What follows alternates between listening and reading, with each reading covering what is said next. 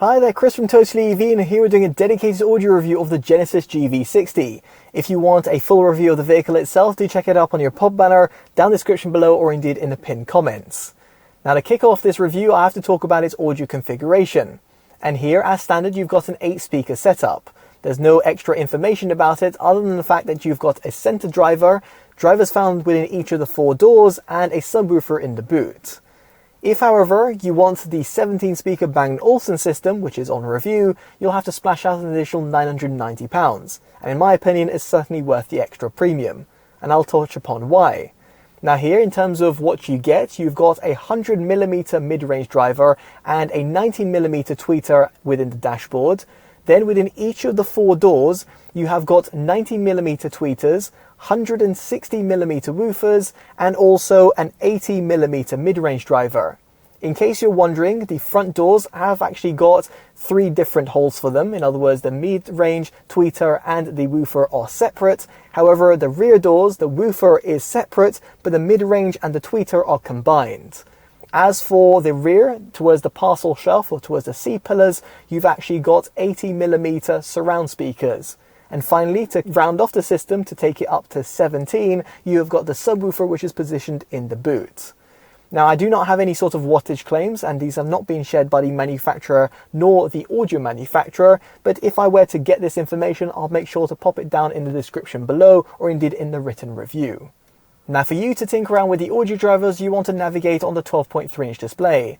And here, via the premium sound tab, I've left the speed-dependent volume at normal, and then put the surround at level 3, which is a few notches below the default. Now, as for the EQ, it's quite a shame that you do not have a multi-band EQ, or indeed an advanced setting. Instead, you're left with a pretty simplistic feel, where it allows you to only adjust the bass and treble, between relaxed, bright, energetic, and warm. In this case, I have sided towards a relaxed and bright profile, therefore adjusting 2 notches extra to the treble and taking 2 notches off bass. Now, while that is disappointing, it is great to see that you have got the customization of the active sound design. It's not something that you have to use, like myself, I actually have it fully disabled, but should you want to emit any sort of fake engine or futuristic EV sounds through the speaker system, you can do so. Now, past that, for you to connect up to the infotainment system, you have got Bluetooth, where the SBC and AAC codecs are supported. If, however, you want higher quality playback, you want to plug in your smartphone, because here Android Auto and Apple CarPlay are supported. It is a shame, however, that there is no wireless transmission, and equally there's no USB playback or, for example, an SD card playback. So moving swiftly on, let's talk about cabin noise. And here, the objective measurements that are recorded within the cabin will be on your screen. Now, what I will say subjectively is that it does a phenomenal job at lower and higher speeds. In these, there's very little road noise that creeps in within the cabin, and very little wind noise that can be heard deflecting off the A-pillars or even the wing mirrors. It's certainly impressive to say the least. This is also in part due to the fact that you have got an acoustically treated windscreen and laminated front and rear windows that come fitted as standard across the entire trim range. However, if you want to take things one extra notch, you might want to go for that £990 Bang Olufsen system, because it adds active noise control road, ANCR for short, which tries to effectively eliminate any sort of those road noises, specifically when you're going on the motorway. Now, this is very handy and indeed was fitted in this vehicle because it has the Bang Olufsen system, and therefore is another consideration for the added £990 option. Now, it's also worth considering that the vehicle on test is the Sport Plus trim with 21-inch alloys, which is effectively the worst noise rating from Michelin.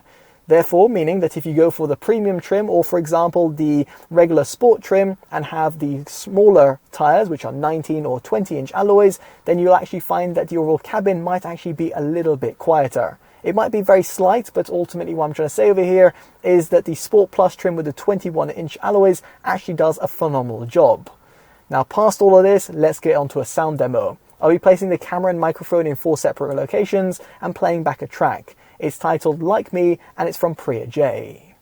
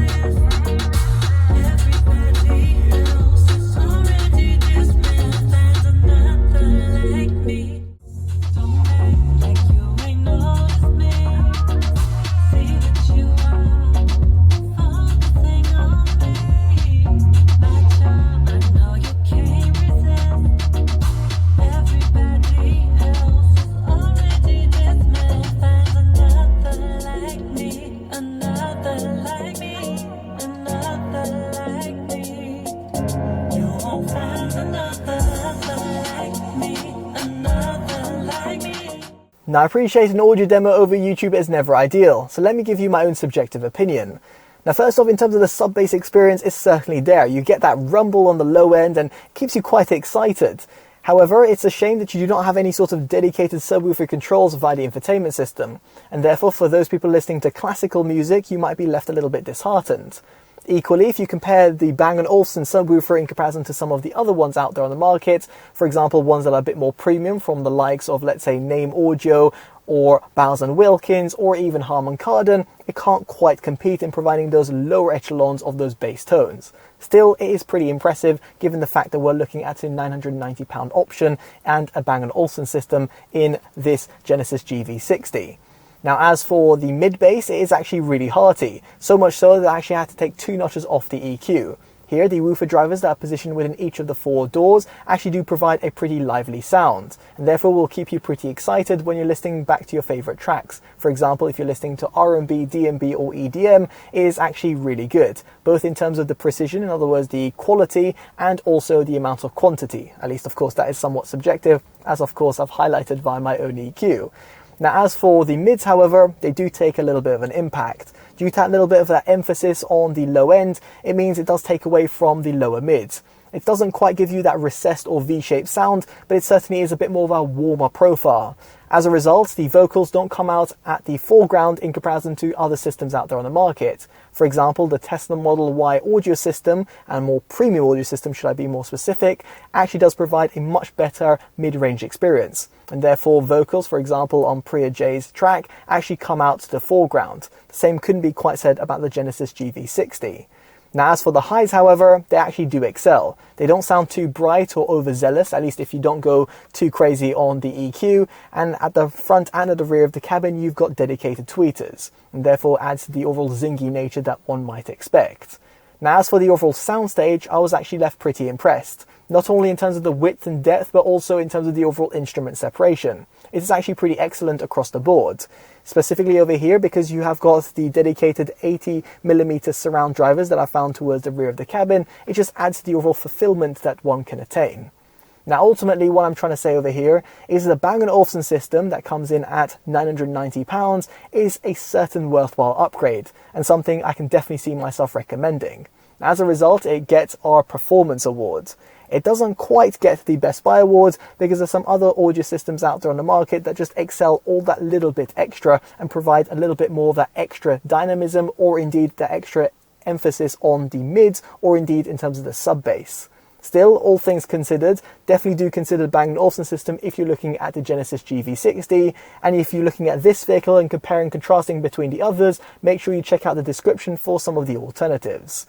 Now, I'd be curious to know what you make of the audio within the Genesis GV60, be it in terms of the stock or the upgraded 17-speaker Bang & Olufsen system, down in the comment section below. Now, if you've liked this independent detailed review, definitely do consider dropping a like, subscribing and hitting that bell notification, all of which would be greatly appreciated. As such, I've been Chris from TotallyEV, and I'll hopefully see you in the next one. Take care of yourselves, and goodbye.